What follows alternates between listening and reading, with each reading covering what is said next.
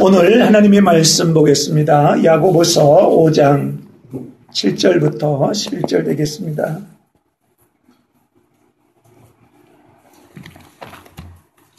야고보서 5장 7절부터 11절까지 말씀 되겠습니다. 우리 다 함께 한 음성으로 우리 합독하시도록 하겠습니다. 그러므로 형제들아 주의 강림하시기까지 길이 참으라. 보라 농부가 땅에서 나는 귀한 열매를 바라고 길이 참아 이른 비와 늦은 비를 기다리라니 너희도 길이 참고 마음을 굳게 하라. 주의 강림이 가까우니라. 형제들아 서로 원망하지 말라. 그리하여야 심판을 면하리라. 보라 심판자가 문 밖에 서서 계시니라. 형제들아 주의 이름으로 말한 선지자들로 고난과 오래 참음의 본을 삼으라. 보라 인내하는 자는 우리가 복되다 하나니 너희가 욥의 인내를 들었고 주께서 주신 결말을 보았거니와 주는 가장 자비하시고 긍휼히 여기는 자신이라. 아멘. 은혜로우신 하나님 감사합니다. 오늘도 우리가 하나님의 말씀을 대하기 위해서 성경을 열어 함께 합독했습니다. 주님, 우리는 하나님의 말씀을 깨달아 알 수가 없사오니 성령 하나님께서 도와주시고 은혜 베푸시고 영감 허락하여 주셔서 깨닫게 하여 주시옵소서. 알게 하여 주시옵소서. 열매 맺도록 도와주시옵소서. 감사드리며 주 예수 그리스도의 이름으로 기도합니다. 아멘. 오늘의 말씀 제목은 주의 강림입니다. 제가 오래전에 한 꿈을 꾸었다고 예전에도 말씀을 드렸을 것입니다. 제가 설교를 하고 있었습니다. 작은 공간이었습니다. 교회도 자그마한 곳이었는데 사람들이 이렇게 듬성듬성 앉아 있었습니다. 그런데 제가 그때에도 말씀을 전한 것이 어떤 말씀이냐면 예수님이 오십니다. 예수님이 이제 곧 오십니다. 우리는 준비해야 됩니다. 이제 우리가 예수님이 올 때 휴거라는 사건이 일어나고 별림받는 그러한 사건이 일어납니다. 우리는 준비해야 됩니다. 이런 설교를 하고 있었습니다. 그런데 어느 순간인가 말씀을 듣던 그런 사람들이 하나둘 올라가기 시작했습니다. 천정을 뚫고 그냥 쑥쑥 이렇게 올라가고 있었습니다. 그래도 저는 말씀을 증거했습니다. 우리 주님이 역사를 하시는구나. 이제는 내 차례가 되겠구나. 이제는 나도 올라가겠지. 우리 성도들이 다 올라갔습니다. 자리가 텅 비었습니다. 이제는 나만 올라가면 될 차례였습니다. 그런데 이상했습니다. 나는 올라가는 게 아니었습니다. 저는 열심히 점프를 해봤습니다. 열심히 뛰어봤습니다. 그래도 올라갈 수가 없었습니다. 다른 사람은 다 올라갔는데 나만 남은 그 모습에 저는 울고불고 난리쳤습니다. 하나님 앞에 하나님 이럴 수가 있습니까? 내가 예수님의 그 복음을 전하다가 내가 이렇게 버림받고 남겨지게 되는 이 사건이 다른 사람의 사건이 아니라 바로 내 사건이라는 속에 저는 얼마나 충격이 됐든지, 그래서 얼마나 많이 꿈속에서도 울었든지 제가 너무 놀라서 꿈에서 깨어났습니다. 저는 한숨을 쉬었습니다. 하나님 감사합니다. 꿈이었기에 망정이지. 일어나 보니까 베개가 그냥 흥건하게 다 젖었습니다. 울다가 깨보니까 그때도 계속 눈물이 나는 것이었습니다. 굉장히 심각한 그러한 꿈을 제가 꾸게 되었다는 것입니다. 여러분, 이러한 일들이 과연 꿈에서나 일어나는 일일까요? 이러한 일들이 과연 소설 속에서만 일어나는 일일까요? 이러한 일이 과연 드라마 속에서, 영화 속에서만 일어나는 일이라고 여러분들은 혹 생각하고 계시지는 않습니까? 그러나 하나님의 말씀은 분명히 우리에게 말씀하고 계신 거예요. 그러한 일이 분명히 있다는 것을 성경 속에서 하나님의 말씀은 계속해서 우리에게 말씀하고 계시는 줄로 믿습니다. 오늘 야고보서도 우리에게 도전을 주는 것입니다. 그러므로 형제들아 주의 강림하시기까지 길이 참으라 말씀합니다. 농부가 땅에서 나는 귀한 열매를 바라고 길이 참아 이른 비와 늦은 비를 기다린다 라고 이렇게 말씀을 하고 있습니다.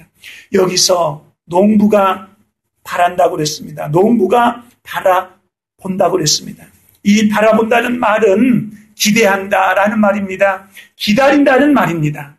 농부가 기다리는 것은 무엇이냐면 씨를 뿌렸으니까 그 뿌린 씨앗이 싹이 나고 이파리를 맺고 꽃이 피고 열매를 맺어서 그 수확을 하는 그것을 기다리는 겁니다. 수확의 때를 기다립니다.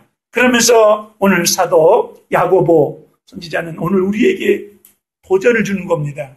믿음의 성도들은 그럼 무엇을 바라야 되느냐 하는 거예요.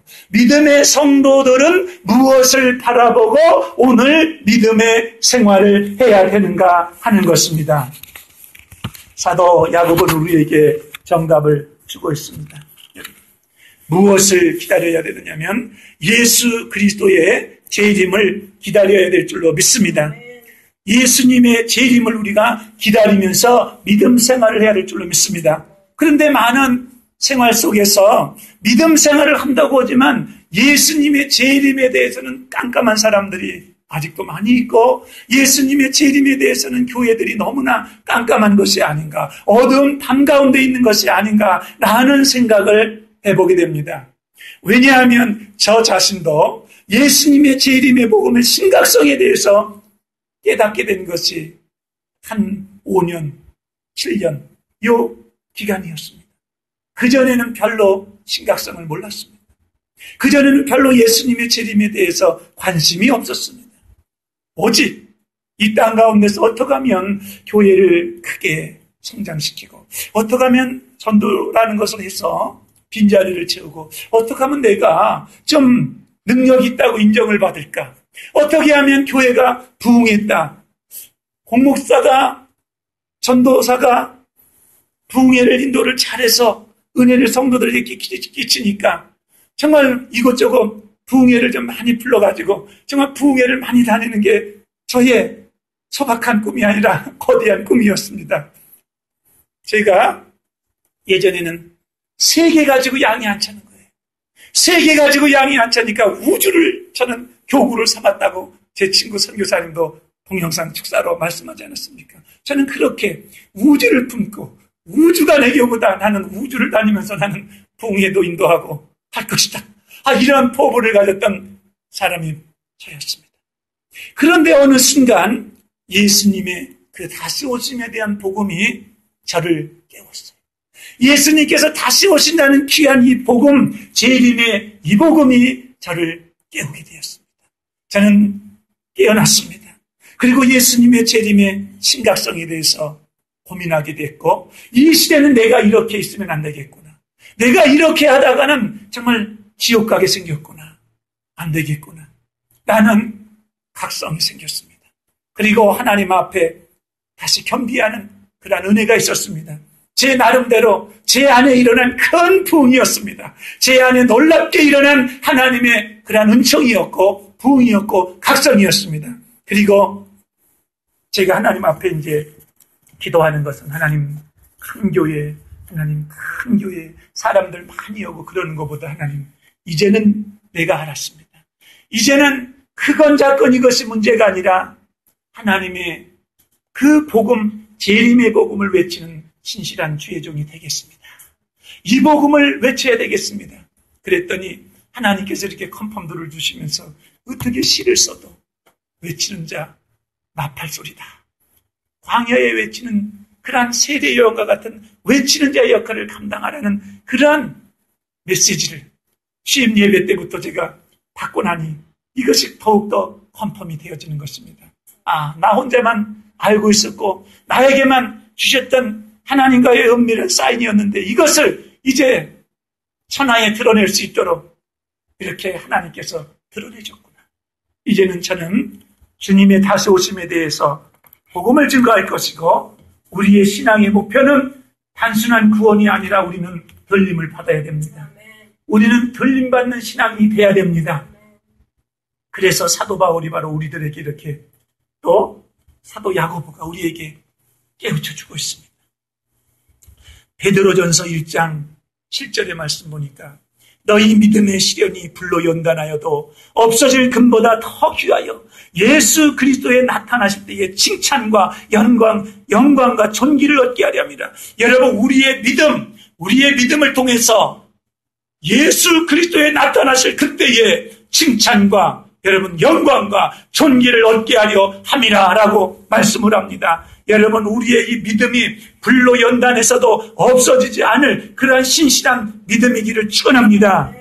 그 믿음이 되어야 됩니다. 이 연단하다는 그러한 말을 보니까 도키마조예요. 시험으로 입증하다, 인정하다, 좋은 것이라고 단정하다. 여러분, 성령의 불세례를 통해서 우리의 믿음이 하나님 앞에 입증되기를 바랍니다.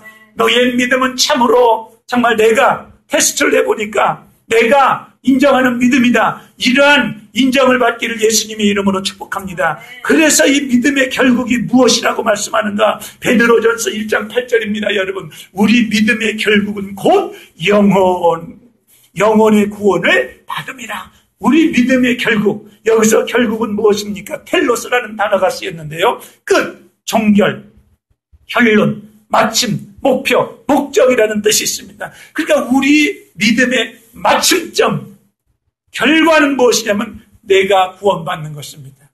나의 구원입니다. 이 믿음의 결국이 바로 우리의 구원인 줄로 믿습니다. 그러면 이 구원이 총체적으로 완성되는 그때가 언제냐 하는 겁니다.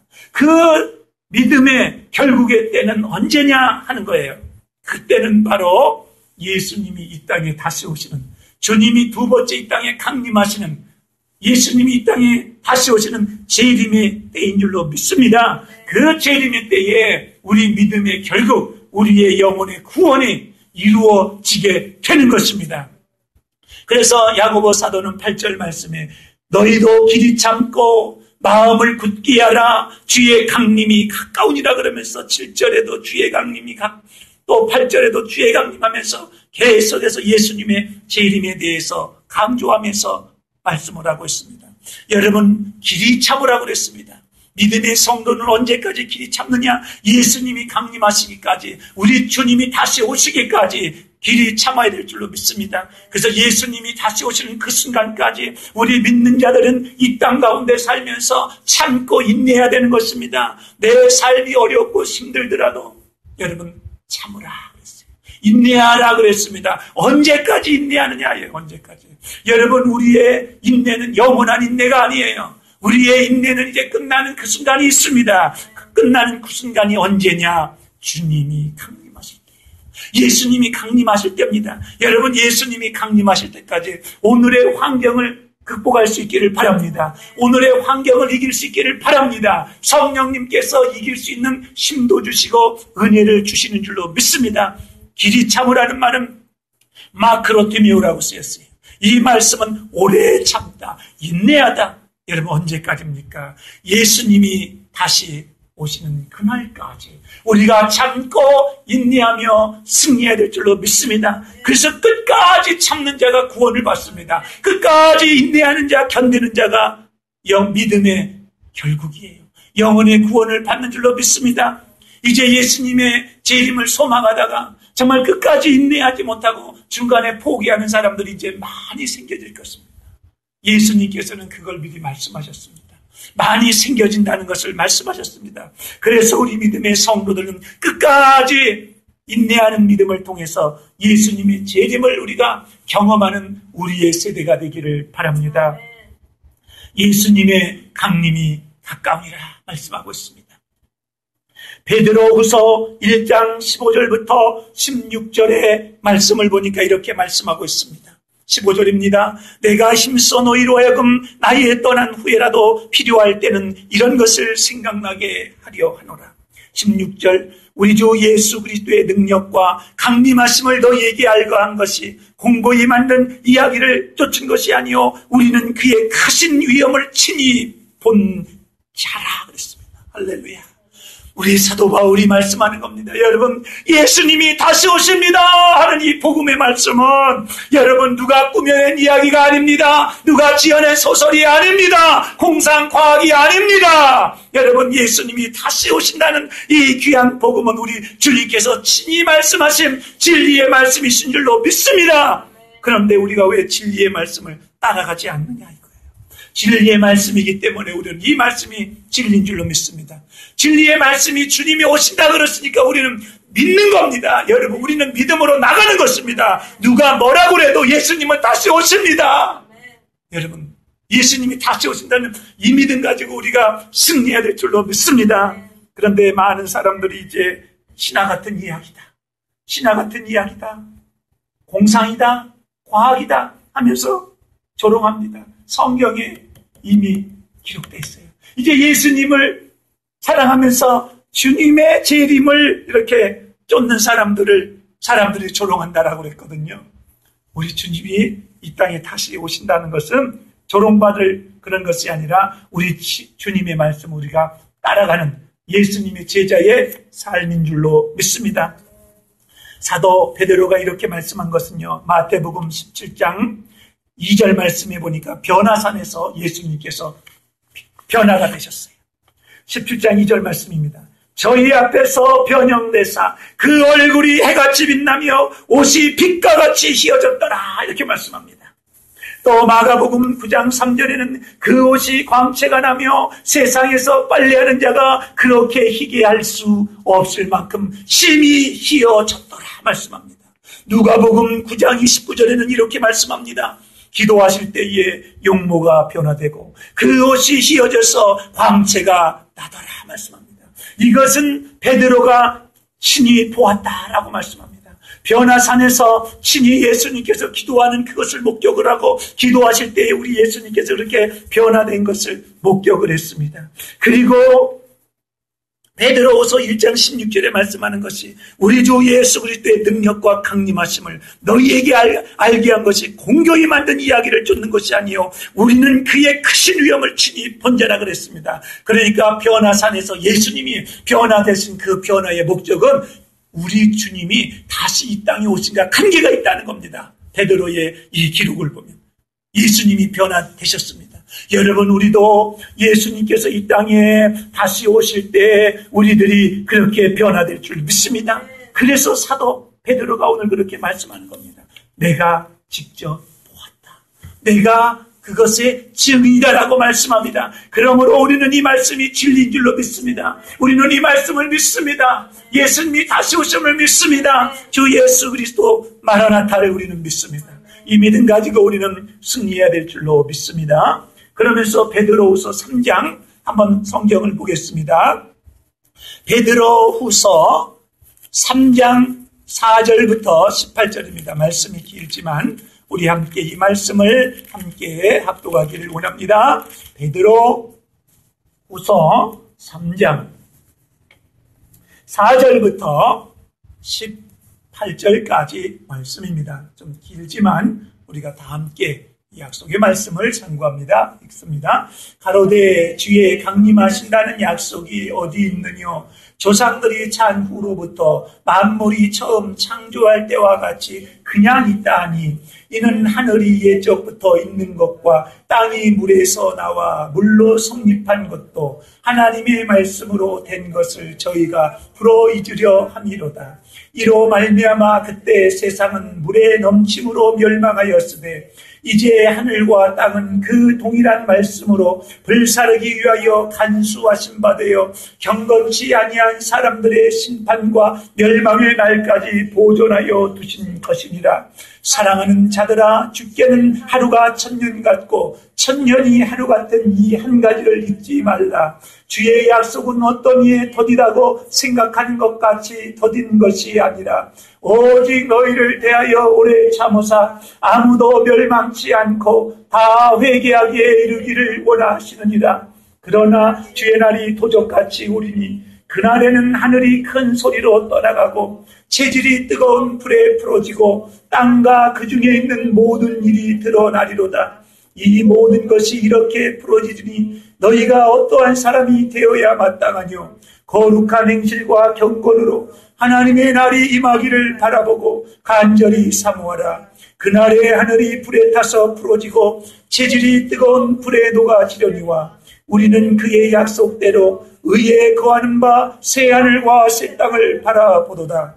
그러므로 사랑하는 자들아, 너희가 이것을 바라보라니 주 앞에서 점도 없고 흠도 없이 평강 가운데서 나타나기를 힘쓰라. 우리 주의 오래 참으심이 구원이 될 줄로 여기라.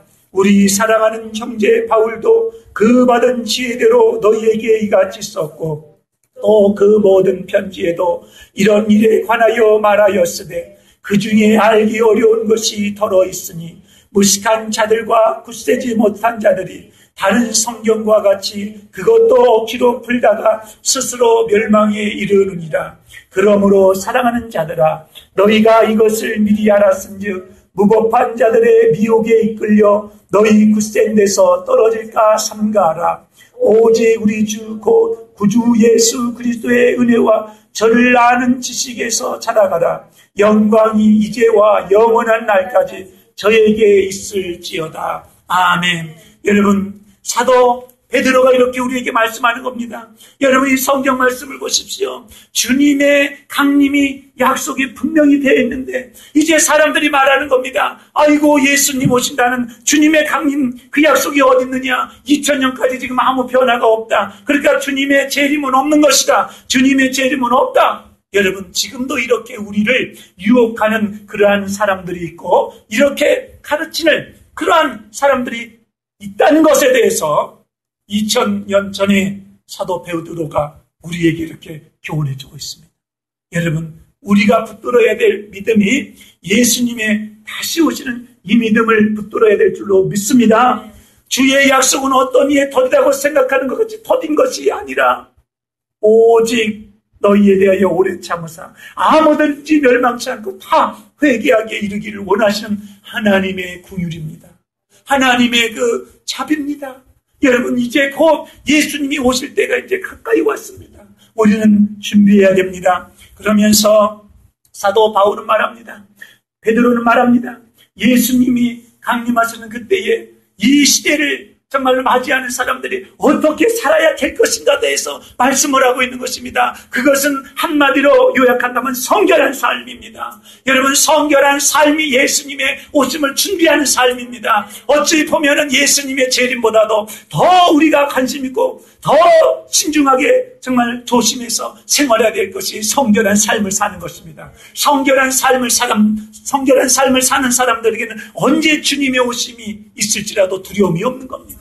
염려가 없는 겁니다. 걱정이 없는 것입니다. 이 말씀을 보면 그러므로 사랑하는 자들아, 너희가 이것을 바라보니 예수님의 재림을 바라보니 기대하니 어떻게 합니까? 주 앞에서 점도 없고 흠도 없이 평강 가운데서 나타나기를 힘쓰라 말씀합니다. 여러분, 이것이 성결한 삶입니다. 그래서 제가 여러분들에게 성결을 외치게 되고 성결의 복음이 이 시대의 핵심 복음이다. 우리는 성결을 이루어야 되고 성결은 이룰 수가 있다고 전파하는 것입니다. 우리는 죄를 극복하고 죄를 짓지 않고 살아가는 그 은혜가 하나님께로부터 우리에게 임하는 줄로 믿습니다. 그래서 우리는 성결을 추구하며 성결을 소망하면서 성결한 삶을 살며 하나님 앞에 영광 돌릴 수 있기를 축원합니다.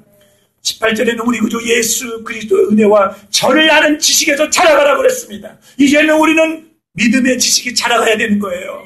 여러분, 이제 우리는 예수님이 나를 위해서 십자가에서 죽으셨다라는 그 상태, 거기서 머무르는 것이 아니라 더 자라가야 됩니다. 더 성숙해야 됩니다. 어디까지 성숙해야 됩니까? 이제 곧 예수님이 오십니다. 이제 곧 우리 주님이 마라나타! 할렐루야! 예수님이 오신다는 거예요. 우리가 이 지식에게까지 자라가야 됩니다. 예수님이 다시 오신다는 정말 이 복음, 귀한 이 복음, 이 믿음, 여기까지 우리가 자라갈 수 있기를 축원합니다. 그러나 많은 그런 믿음의 삶, 믿음의 생활을 돌이켜본다면 예수님의 십자가의 죽으심에서 더 이상 진전이 되지 않는 그러한 모습들이 혹 내 삶 가운데 있습니까?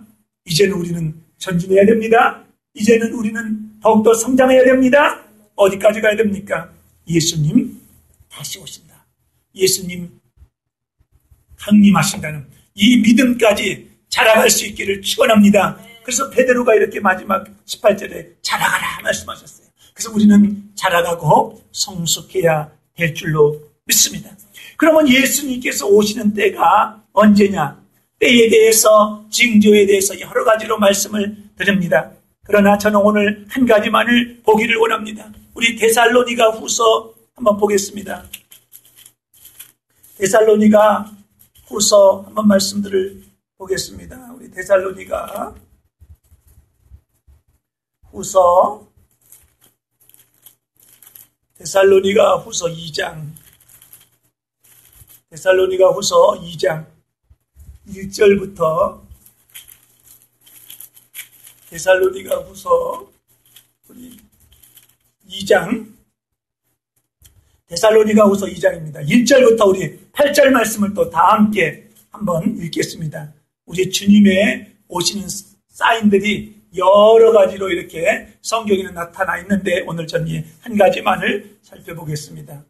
데살로니가 후서 2장 1절부터 우리 8절까지 보겠습니다. 다 함께 읽습니다. 형제들아, 우리가 너희에게 구하는 것은 우리 주 예수 그리스도의 강림하심과 우리가 그 앞에 모임에 관하여 혹 영으로나 혹 말로나 혹 우리에게서 받았다는 편지로나 주의 날이 이르렀다고 시통심하거나 두려워하거나 하지 아니할 그것이라. 누가 아무렇게 하여도 너희가 미혹하지 말라. 먼저 배도하는 일이 있고 저 불법의 사람 곧 멸망의 아들이 나타나기 전에 이르지 아니하리니 저는 대적하는 자라 범사에 일컫는 하나님이나 우상 숭배함을 받는 자위에 뛰어나 자존하여 하나님 성전에 앉아 자기를 부여 하나님이라 하느니라. 내가 너희와 함께 있을 때에 이 일을 너희에게 말한 것을 기억하지 못하느냐. 저로 하여금 저의 때에 나타나게 하려 하여 막는 것을 지금도 저희가 안 하니 불법의 비밀이 이미 활동하였으니 지금 막는 자가 있어 그 중에서 옮길 때까지 하리라.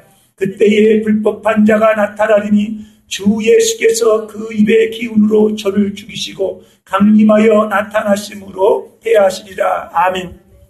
데살로니가 후서의 이 말씀을 보게 되면 예수님께서 임하실 때에 그 징조에 대해서 한 가지를 뚜렷하게 말씀해주고 있습니다. 그게 3절 말씀입니다. 누가 아무렇게 하여도 너희가 미혹하지 말라. 먼저 배도하는 일이 있고 저 불법의 사람 곧 멸망의 아들이 나타나기 전에는 이르지 아니하리라 했습니다. 먼저 어떤 일이 일어나냐면 배교라는 일이 일어납니다. 그리고 뒤에 이제는 우리 주 예수 그리스도를 반대하는 세대, 우리는 적 그리스도라고 표현합니다. 그러니까 적 그리스도가 나타나기 전에, 나타나기 전에 바로 있어지는 한 가지 일을 데살로니가 후서에서는 우리에게 말씀해주고 있거든요. 이것이 뭐냐면 배도라고 말씀했습니다. 여러분, 배도하는 일이 일어난 다음에 이제는 적 그리스도가 출현하는 겁니다. 여러분, 배도하는 일이 이제 시작됐습니다. 배도하는 일이 이제 교회에서 일어났습니다. 이것이 무엇을 말씀합니까? 여러분, 미국에서도 동성연애에 대해서 교회가 찬성을 했습니다. 여러분, 미국 장로교가 찬성을 했고 이제는 또 다른 교단들, 여러분, 찬성을 하면서 동성애자를 성직자로 세우는 그런 교단들이 있다는 것입니다. 여러분, 이것이 무엇을 말하냐면 배도하는 일입니다. 이것이 교회 안에 일어난 하나님을 대적하는 그런 배도의 일이 교회 안에서 지금 이루어졌습니다. 그러니까 여러분, 우리는 이런 것을 사인을 보면서 세상의 교회가 어떻게 동성연애를 받아들일 수가 있을까? 이 동성애에 찬성할 수 있을까? 생각지도 못했던 일인데 그 일이 일어나 버린 겁니다. 이 일이 뭡니까? 성경에서 오늘 말씀한 배도하는 일입니다. 여러분, 교회가 이렇게 하나님을 향하여 배도하는 이러한 사인이 있으니 우리는 정신을 바짝 차려서 지금이야말로 예수 그리스도의 강림이 가까운 때라는 것을 알고 깨어서 정말 하나님 앞에 기도로 우리가 거룩한 행실과 믿음 생활을 통하여 두렵고 떨림으로 하나님 앞에 설 수 있기를 예수 그리스도의 이름으로 축원합니다. 여러분, 이러한 배도하는 일이 일어납니다. 그리고 일어나는 일이 이제 곧 일어나는 일이 적 그리스도, 안티크라이스트가 이제는 출현을 합니다. 지금 변절된 신앙, 여러분, 이 변절된 믿음을 통해서 배도의 일이 시작되었습니다. 한국도 그렇고 미국도 그렇고 세계의 교회들이 이제 하나님의 말씀에 분명히 죄례했음에도 불구하고 죄가 아니다, 하나님이 사랑이시기 때문에 사랑이 하나님이 다 품어주신다라고 사랑을 내세우고 있습니다. 그러나 거짓된 논리라는 겁니다. 배교라는 겁니다. 분명하게 동성애에 대한 정말 하나님의 뜻에 어긋난 배도 행위가 교회 안에 일어났으니 우리는 정신 차려야 됩니다. 더욱더 믿음으로 하나님 앞에 나가야 될 줄로 믿습니다. 여러분, WCC라는 것을 아십니까? WCC. 이것은 세계교회 협의회입니다. 영어로는 World Council of Churches. 그래서 교회들이 서로 연합해서 무엇을 이루냐? 이 사람들이 원하는 목적은 뭐냐면 세계의 종교를 정말 하나의 교회로 우리가 한몸된 교회로 우리가 나가자는 거예요. 여러분, 이 말이 참 무서운 말입니다. 그래서 처음에는 교회 협의회에서 교회들만 모여가서 회의를 했다는 것입니다. 교회 협의회니까. 그래서 목표가 바로 세계의 모든 교회는 하나의 그런 교회로 정말 움직임들이 일어나는 거예요. 이걸 에큐메니칼 운동이라고 그랬어요. 에큐메니칼. 그런데 여러분, 이 WCC가 뒤에서 정말 악한 영이 있다는 것을 우리는 깨달아야 됩니다. WCC가 정말로 하나님을 대적하는 일들을 지금 서슴지 않고 하고 있다는 것에 대해서 우리가 깨달아야 됩니다. 그래서 한국의 보수적인 교단들은 WCC에 가입도 하지 않고 이것을 반대하고 있다는 것입니다. 여러분, WCC는 어떤 운동들을 합니까? 종교통합운동을 합니다. 종교통합운동을 합니다. 그러면서 내세우는 것이 무엇입니까? 예수 그리스도만이 유일한 구주가 아니라는 거예요. 다른 그러한 구원받는 길도 있다. 그러면서 종교다원주의를 내세웁니다. 그래서 예수 그리스도만이 유일한 그러한 구세주, 유일한 그러한 구원의 길이라는 거, 이거 자꾸 그렇게 주장하지 말아라. 다른 종교도 인정해줘라. 다른 종교도 존중해줘라 하면서 여러분, 종교 통합으로 나가고 있습니다. 이것이 무엇을 말합니까? 배도하는 일들을 하고 있다는 것입니다. 여러분, 이 일이 2013년 10월 30일부터 11월 8일까지 부산에서 제10차 총회가 개최되었다는 겁니다. 한국에서 이 일들이 있어졌다는 것입니다. 여러분, 이 총회를 할 때 교회들만 모인 것이 아닙니다. 이 총회를 할 때 모든 종파들이 다양하게 다 모였습니다. 모든 종파들이 다양하게 다 모였고 심지어는 구판까지 벌이는 그러한 일들을 했다는 거예요. 여러분, 이러한 배도하는 역사 속에 우리가 정말 깨어있는 하나님의 사람이 되기를 축원합니다. 세계는 지금 이렇게 놀랍게 믿음의 사람들을 핍박하며 죽이기 위해서 정말 마귀가 지금 밤낮 가리지 않고 뛰어다니고 있습니다. 잠도 안 자고 뛰어다닙니다. 그러니까 이때 우리가 살기 위해서 기도하자는 겁니다. 살기 위해서 우리의 교회가 살고 믿음의 성도가 살고 복음이 능력 있게 전파되고 증거되기 위해서 우리는 기도하자는 것입니다. 그래서 8월 1일 주일 저녁부터 8시에 우리가 모여서 함께 이제는 기도로 나아가자는 겁니다. 시대는 점점점 악해지고 있습니다. 이때 우리는 가만히 앉아서 당할 수가 없어요. 앉아서 죽을 수가 없어요. 우리는 살아야 되기 때문에 기도함을 통하여 하나님의 긍휼을 구해야 되는 겁니다. 하나님, 나를 불쌍히 여겨 주옵소서. 하나님이 우리 교회를 불쌍히 여겨 주옵소서. 미국을 불쌍히 여겨 주옵소서. 한국을 불쌍히 여겨 주옵소서. 우리는 이렇게 기도함으로 하나님의 긍휼을 구하며 나가야 되는 거예요. 그래서 우리가 이 기도가 중요한 거예요. 그래서 우리가 기도함으로 하나님 앞에 나가는 일은 정말 우리가 주께 영광 돌리는 그 길인 줄로 믿습니다. 그래서 어렵고 힘들지만 제가 결단을 하면서 하나님 말씀에 순종하기로 했습니다. 그래서 오늘 선포하고 이제는 이 일을 위해서 기도해달라고 여러분들에게 기도의 요청을 하는 것입니다. 하나님이 기뻐하시는 뜻인 줄로 믿습니다. 이러한 배도가 일어나고 있는 이때 잠자고 있다면 정말 일어나시기를 바랍니다. 잠자는 성도여 일어나라. 잠자는 교회여 깨어나라. 지금 이렇게 배도의 길이 심각하게 일어나는데 많은 분들이 모르고 있어요. 많은 분들이 정말 이러한 심각한 사인에 대해서 모르고 지금 잠을 자고 있다는 안타까운 그런 현실입니다. 종교다원주의, 종교다원화를 통해서 이제 예수 그리스도의 복음을 무력화시키면서 이제는 예수 믿는 사람들이 예수 복음을 증가하지 못하게. 왜 너는 예수만 강조하느냐? 그래서 종교 무슨 차별법이다 그래서 이제 감옥에도 가야 되는 그러한 환경으로 점점점 한국도 그렇고 미국도 그렇고 세계가 움직이고 있다는 이러한 심각한 그러한 환경의 변화를 보면서 우리는 더욱더 믿음으로 주님 다시 오신다는 이 소망으로 하나님 앞에 영광 돌릴 수 있기를 바랍니다. 이러한 일들이 일어난다고 그랬습니다. 그러면 예수님께서 이 땅에 오실 때에 어떤 일들이 발생을 하는가? 크게 두 가지만 보겠습니다. 크게 두 가지. 우리 마태복음 24장 40절 41절 말씀을 보니까 어떤 말씀이 있냐면 예수님께서 하신 말씀입니다. 그때 두 사람이 밭에 있음에 하나는 데려감을 당하고 하나는 버려둠을 당할 것이요. 41절 두 여자가 매를 갈고 있음에 하나는 데려감을 당하고 하나는 버려둠을 당할 것이요 라고 말씀합니다. 예수님께서 하신 말씀입니다.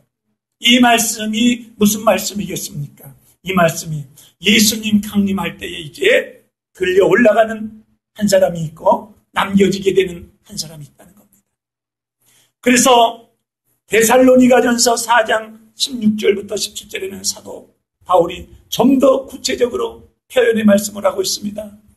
데살로니가전서 4장 16절 17절에는 이렇게 말씀합니다. 16절 주께 소령과 천사장의 소리와 하나님의 나팔로 친히 하늘로 쫓아 강림하시리니 그리스도 안에서 죽은 자들이 먼저 일어나고 17절 그 후에 우리 살아남은 자도 저희와 함께 구름 속으로 끌어올려 공중에서 줄 영접하게 하시리니 그리하여 우리가 항상 주와 함께 있으리라. 18절 그러므로 이 여러 말로 서로 위로하라. 아멘. 바로 예수님께서 말씀하신 것은 공중으로 끌어올려진다는 그 말씀을 하고 계신 것이고 사도 바울은 거기다가 더 보충적으로 말씀을 하고 있는 것입니다. 부활에 대해서 말씀하고 있습니다. 먼저 부활하는 일이 있다는 것입니다. 그리고 나서 들림의 휴거의 사건들이 있다는 것을 말씀해 주고 있습니다. 우리는 부활을 믿습니다. 부활에 대한 복음을 전파합니다. 항상 부활절만 되면 부활이여 생명 되신 그 말씀에 대해서 우리는 듣기도 합니다. 그러나 부활이 언제 일어납니까? 부활의 때가 언제입니까? 그 때에 대해서는 아무 말도 안 합니다. 부활의 때에서는 얘기를 안 합니다. 성도가 부활한다는 것에 대해서는 말씀합니다. 그러나 그 때에 대해서는 말씀을 안 합니다. 부활의 때는 분명한 것은 예수님의 재림의 때예요. 예수님이 이 땅에 다시 오실 때에 죽은 성도, 앞서간 성도들이 먼저 그분들이 일어납니다. 부활합니다. 부활의 영광이 바로 예수님이 다시 오시는 그때, 들림받는 영광도 예수님이 다시 오시는 그때, 이러한 큰 역사, 두 가지의 역사가 그때 일어납니다. 그러니까 두 가지의 역사가 동시에 일어나는 그때가 바로 예수 그리스도의 강림의 때, 예수 그리스도의 재림의 때인 줄로 믿습니다. 그러니까 이 재림, 예수님에 대한 이 강림의 이 복음이 우리에게 얼마나 소망을 줍니까? 얼마나 믿음을 줍니까? 이제는 부활의 그런 복음도 우리에게 소망을 줬다면 이제는 다시 오신다는 예수님이 다시 오십니다. 이 복음이 우리에게도 힘이 되고 능력이 되고 더 큰 은혜가 되는 줄로 믿습니다. 그래서 사도 바울은 말씀하는 겁니다. 그러므로 이 서로 말로, 이 여러 말로 서로 어떠하냐? 위로하라. 예수님이 다시 오시니까 어떻습니까? 지금의 환경으로 힘을 내십시오.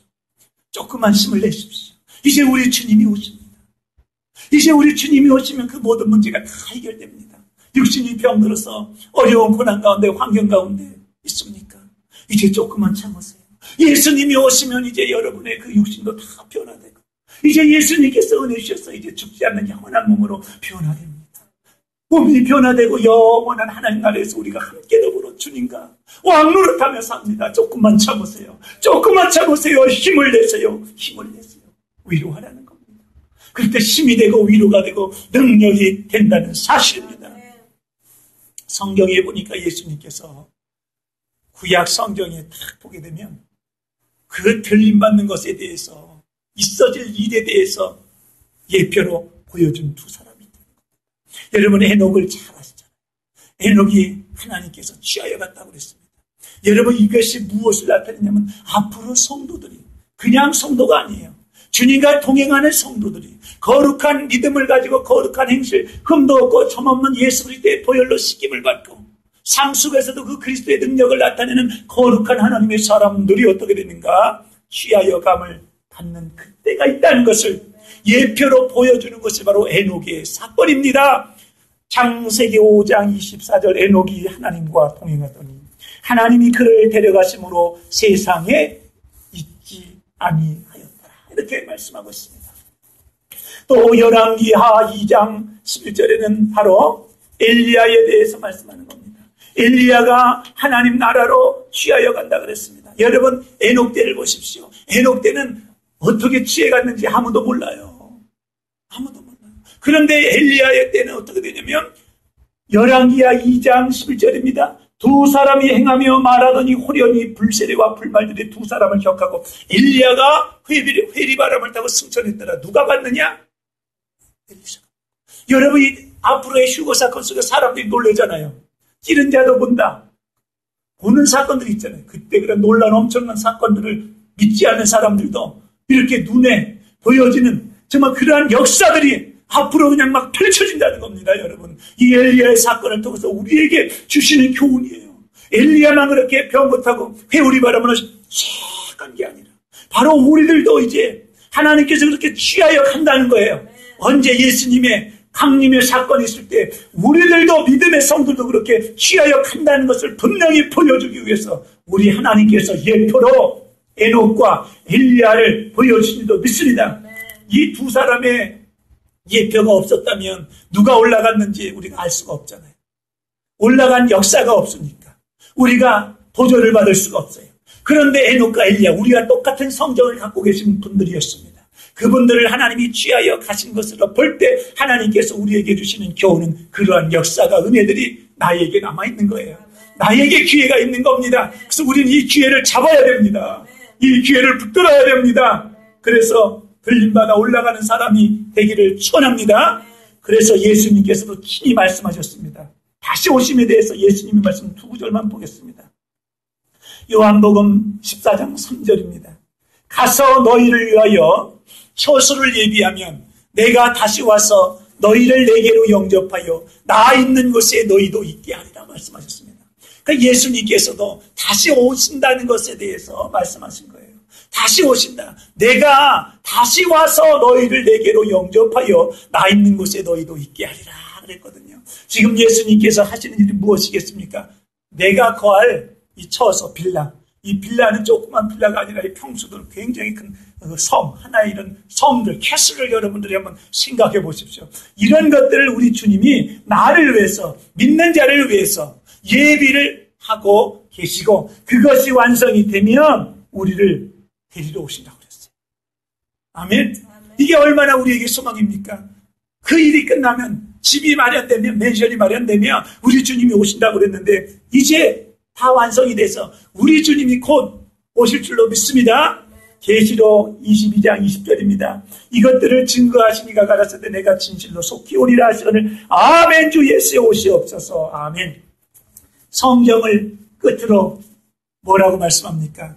내가 진실로 속히 오리라. 그러니까 이 성경을 66권을 좀 요약을 해봐라. 뭐라고 요약을 해봐라. 그러면 내가 진실로 속히 오리라 해요. 내가 진실로 속히 오리라. 예수님이 진실로 속히 오면 이 성경의 모든 역사가 다 이루어지고 성취됩니다. 그러니까 한마디로 요약하면 내가 진실로 속히 오리라. 성경의 그 성취. 이 66권의 말씀이 성취되는 그날 내가 진실로 속히 오리라는 예수님의 그 강림의 그날 성경의 역사가 하나도 빠짐없이 이루어지고 성취되어지는 줄로 믿습니다. 그래서 예수님께서도 내가 속히 가리라 하는 말씀을 사도 요한에게 주셨다는 겁니다. 그래서 우리는 이제 속히 오실 예수님을 소망하면서 정말 기다리면서 믿음으로 승리해야 되겠습니다. 그런데 예수님이 어디로 오시느냐, 이 장소까지 구체적으로 주셨다는 겁니다. 예수님이 뭐 두리뭉실하게 아무데나 오시는 게 아닙니다. 무슨 백두산에 오고 한라산에 오고 무슨 계룡산에 오고 절대로 그렇게 오는 것이 아닙니다. 성경에 기록이 됐습니다. 분명히 기록되어 있습니다. 예수님이 오시는 곳이 어디냐? 스가랴 14장 4절입니다. 그날에 그의 발이 예루살렘 앞 곧 동편 감람산에 서실 것이요 그랬습니다. 예수님이 다시 오시는 곳은 어디냐? 예수님이 초림으로 오셨던 그 이스라엘 땅입니다. 예수님이 초림으로 오셨던 그 땅, 여러분, 예루살렘, 이스라엘 예루살렘 감람산에 예수님이 다시 오신다는 정확한 장소까지 주셨어요. 우리 정확한 장소까지 주신 주님께서 여러분 약속을 어기실까요? 정확하게 우리에게 구체적으로 말씀해 주신 주님의 강림, 재림은 우리 앞에 다가와 있습니다. 야고보서 5장 9절을 다시 봅니다. 심판자가 문 밖에 서서 계시니라고 말씀합니다. 이 말씀이 무슨 말씀입니까? 예수님의 재림이 임박했다. 가까이 왔다. 예수님의 재림의 날짜는 아무도 알 수가 없습니다. 그날과 그 시는 아무도 모른다고 그랬습니다. 날짜를 이야기하는 것은 시한부 종말론으로서 믿음의 성도를 미혹하며 유혹하는 것입니다. 절대로 우리 주님의 오시는 그 시 아무도 모른다고 말씀합니다. 그러나 분명한 것은 무엇이냐? 예수님이 오시는 그때가 가까이 왔다는 사실입니다. 그때가 임박했다는 사실입니다. 그러니까 우리는 2000년 전보다도 지금 더 가까이 왔음을 정말 깨닫고 믿음으로 재림의 신앙으로 정말 무장을 할 수 있기를 축원합니다. 이제 주님은 곧 다시 오신다. 이제 예수님은 내 생전에 오신다. 나는 예수님을 내 생전에 보리라. 이러한 신앙과 이러한 목표로 우리가 믿음 생활에 승리하며 나갈 수 있기를 축복합니다. 믿음 생활 속에 이러한 믿음으로 오늘 하루도 넉넉하게 이길 수 있기를 축원합니다. 오늘 하루의 어려움들도 이 신앙으로 주님 다시 오실 때 정말로 그때에 내 모든 고난도 끝난다. 주님께서 평화와 은혜 은총으로 영원한 축복 그 나라가 이제 나에게 임한다는 것을 깨닫고 오늘도 믿음으로 승리하면서 오늘도 성령 가운데 이 믿음 붙들고 승리하는 우리 모두가 되기를 축원합니다. 이 믿음으로 우리가 또한 무장을 하여서 이 복음을 증거하기를, 아직도 예수님의 그 재림의 소식을 모르고 아직도 예수님의 재림의 이 귀한 복음을 모르고 잠자고 있는 정말 성도들을, 교회를 깨울 수 있는 우리 모두가 되기를 예수 그리스도의 이름으로 간절히 축복합니다. 기도합니다. 할렐루야. 주님 감사를 드립니다. 오늘 귀한 말